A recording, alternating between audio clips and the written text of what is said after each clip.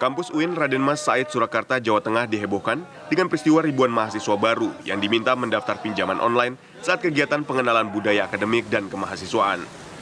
Diduga Dewan Eksekutif Mahasiswa yang meminta para mahasiswa baru melakukan hal tersebut karena telah menjalin kerjasama dengan aplikasi pinjaman online. Menginstal dan meregistrasi salah satu marketplace dan pinjaman online pinjol yang diduga akan merugikan di kemudian hari. Sementara pihak kampus membantah peristiwa ini atas persetujuan mereka. Namun mereka menjelaskan, dalam kerjasama tersebut ada uang 180 juta rupiah yang digelontorkan perusahaan pinjol ke pihak Dema. Jelas tuntutan kita di sini, membukukan Dema dan segala macam. Apakah ada salah satu di tuntutan kita ini atau tidak? Pihak kampus akan menyelidiki kasus ini dan akan memberikan sanksi kepada pihak-pihak yang terlibat. Dari Surakarta, Jawa Tengah, Effendi Rois, TV One mengabarkan.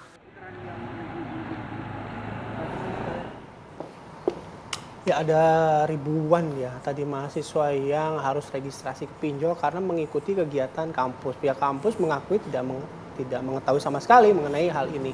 Lalu bagaimana sebenarnya nanti nasib dari mahasiswa-mahasiswa yang sudah terregistrasi dan bagaimana sebenarnya kerjasama antara Dema atau Dewan Eksekutif Mahasiswa ini dengan perusahaan pinjol. Kita akan berbincang dengan dua narasumber yang sudah hadir bersama kami. Di studio ada Mas Aidil Akbar, perencana keuangan. Selamat pagi, Mas. Selamat pagi, Mas. Sehat? Ya, alhamdulillah sehat.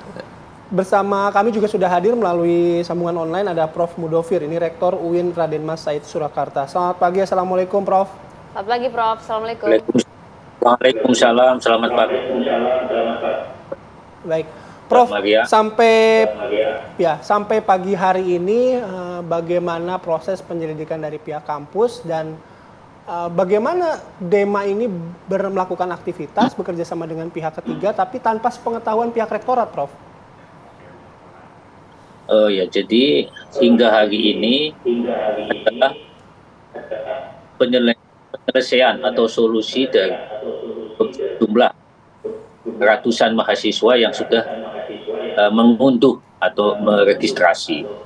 Ini sedang didata jumlahnya persisnya berapa. Ini sebagai tanggung jawab kami untuk memberikan perlindungan dan nanti kami berkoordinasi dengan pihak-pihak berwenang bagaimana yang sudah terlanjur ini. Kemudian terkait dengan kerjasama antara Dema dengan pihak ketiga yang terindikasi pinjol, itu sebenarnya kerjasama itu hanya boleh antara rektorat dengan institusi-institusi lain. Ya, dengan demikian sesungguhnya karena di sini dalam konteks ini tidak ada keterbukaan dari Dema tentang apa yang dilakukan untuk melakukan kerjasama.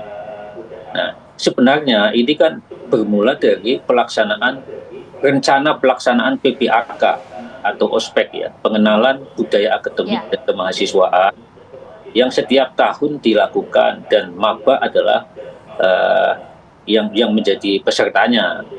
Nah, setiap tahun UIN Said Surakarta itu ada 4.000 lebih mahasiswa baru.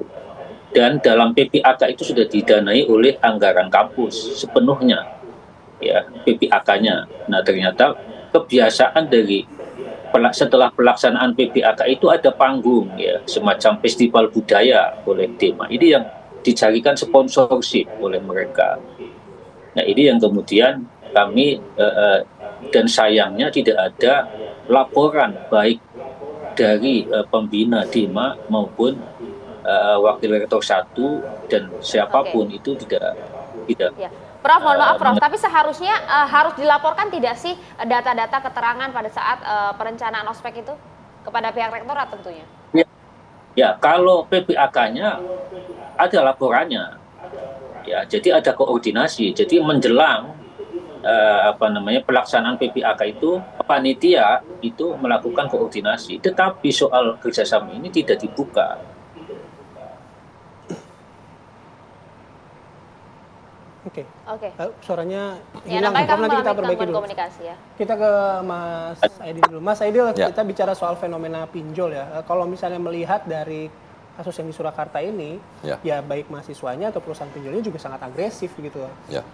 Tapi ada beberapa hal konsekuensi dari pinjol, terutama yang pinjol ilegal ya. Nah, pinjol itu sampai sekarang, apakah sebuah instrumen yang sehat atau enggak sih sebenarnya, karena beberapa ada yang sampai bunuh diri dan lain sebagainya. Ya, jadi gini, pinjol itu kan pinjaman yang bisa dia dapat atau diakses dalam waktu yang cepat.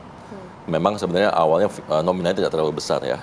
Itu bisa kita bisa lihat dari dua sudut pandang nih ya. Bagi mereka yang memang punya usaha bisnis butuh uang cepat, maka pinjaman seperti pinjol ini bisa sangat membantu. Terutama mereka-mereka yang sedang kesulitan cash flow, mereka sedang menunggu dana yang akan masuk mungkin di akhir minggu, tapi sekarang butuh uang. Nah, itu biasanya cukup membantu. Tapi bagi sebagian besar masyarakat Indonesia yang apalagi dengan kondisi sekarang ya, generasi Z yang sangat konsumtif gitu ya, kemudian dipicu dengan mudahnya belanja melalui online dan sebagainya, maka pinjol ini bisa jadi pisau bermata dua, gitu ya. Jadi bisa jadi buruk, apalagi dalam kondisi ketika rame-ramenya pinjol yang ilegal gitu ya. Karena memang pada saat masuk pertama yang paling masif itu kan pinjol ilegal tadi.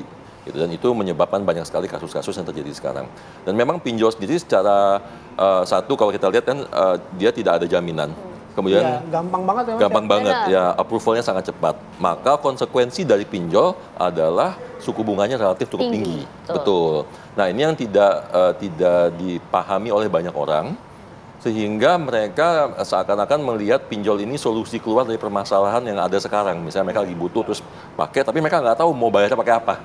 Ketika mereka nggak tahu mau bayarnya pakai apa, nah itulah terjadi menggunung, membesar, dan akhirnya jadi... Yang penting ada dulu sekarang kayak Yang penting gitu ada dulu sekarang, betul. Padahal kita harus paham ketika kita mau meminjam uang dari manapun, mau dari pinjol, dari bank, dari pinjaman apapun, kita harus tahu dulu bahwa bagaimana cara kita mengembalikan uang itu, bagaimana cara kita membayarnya. Gitu. Dan mampu atau tidak. Tapi pertanyaan begini, kalau ini kan kalau tidak salah nanti kita juga harus konfirmasi kepada Pak Rektor begitu ya. Apa sebenarnya pinjol yang bekerjasama dengan DEMA ini, Dewan Eksekutif Mahasiswa? Informasi yang kami dapat sih mereka merupakan pinjol yang terdaftar di OJK, tapi sudah terlanjur ada ribuan mahasiswa yang terdaftar di pinjol tersebut, terregistrasi. Nah, apa dampak yang akan diterima oleh para mahasiswa ini, Mas Aidil? Dijawabnya usai jeda ya, sesaat lagi.